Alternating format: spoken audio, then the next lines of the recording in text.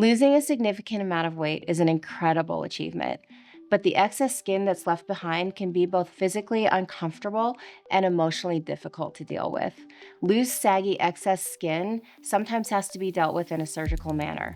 I'm Dr. Tiffany McCormack, part of Reno Tahoe Plastic Surgery, a world's leading clinic. Today, I'll walk you through what happens after major weight loss and how body contouring can help complete your transformation. So who is a good candidate for body contouring surgery? First of all, your weight should be stable. Your weight should be stable for at least 6 months before considering surgery to remove the excess skin. We also want you to be healthy and a good candidate for surgery so that you're safe going through these procedures. We also want your weight to be within a healthy range before we consider removing the excess skin. Emotionally and mentally, you should be in a good place as well. So what does post-bariatric surgery treat?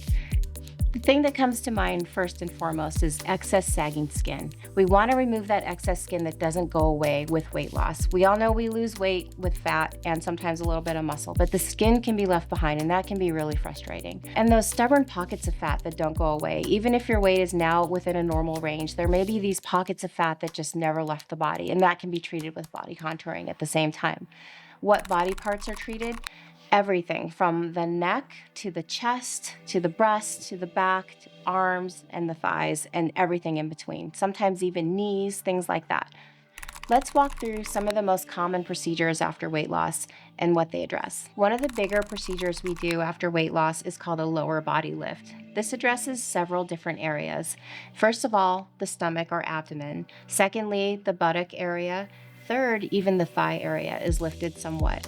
This is a great procedure if you have circumferential sagging skin and you just want the biggest procedure you can get to really just tighten the central part of the body. And again, that lateral thigh, sometimes the inner thigh, lifting the buttocks and maybe removing those those stubborn fatty deposits in the flank area. That can all be done in one surgery, and that's called a lower body lift.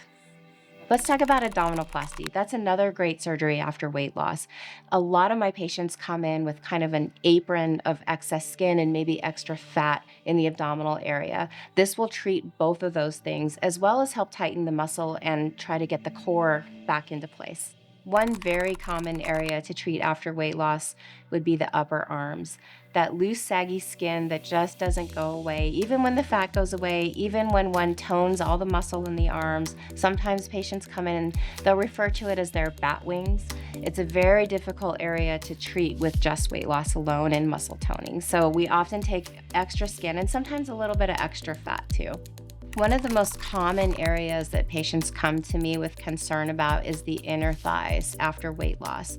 They feel like they've done all this work, they've lost the fat, they've toned maybe the thigh muscles, they're exercising all the time, but there are these loose rolls of skin that just won't go away no matter what they do. And that's when surgery comes into play. Surgery involves removing all that extra skin. Usually I do that with a fairly long scar from groin to knee because I like to circumferentially treat that thigh from top to bottom. Sometimes you can get away with doing it through just a shorter scar up in the groin area, but more typically I like to treat the whole thigh all the way down. So circumferential means essentially all the way around. So if we're talking about circumferentially treating a thigh, for example, we're talking about treating the outer part, the front part, the back part, and the inner part all at the same time. One common procedure after weight loss is something called a buttock lift. And it is just like it sounds. You're actually lifting the buttocks. And that typically involves removing tissue from the flank area, first and foremost. And when you remove that, you're pulling up the buttocks to match the incision on the upper back. That is sometimes augmented also with fat or what we call auto rotation flaps, where we take the tissue from the flank without the skin and rotate that down into the buttock area. So we get a more curved or full buttock without the excess skin. Let's talk about the chest area after weight loss. So in male patients, often there can be excess skin in that chest area, or there can be these rolls that come all the way around to the backside. That can all be excised and lifted and tightened. In women, we're usually or typically talking about breasts. And if they sag, then we talk about a breast lift with or without augmentation. And sometimes that means treating skin or rolls that go all the way past the breast to the backside of the chest as well. Let's talk about facial rejuvenation after weight loss.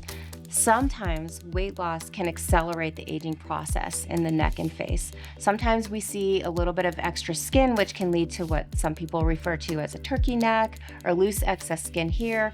Or once you deflate the volume of the face, you may find some lower face laxity left behind. And so a lot of these patients really benefit from some kind of facial rejuvenation. And that might include a facelift, a neck lift, even eyelid surgery or brow lift. Here's what your journey might look like from start to finish.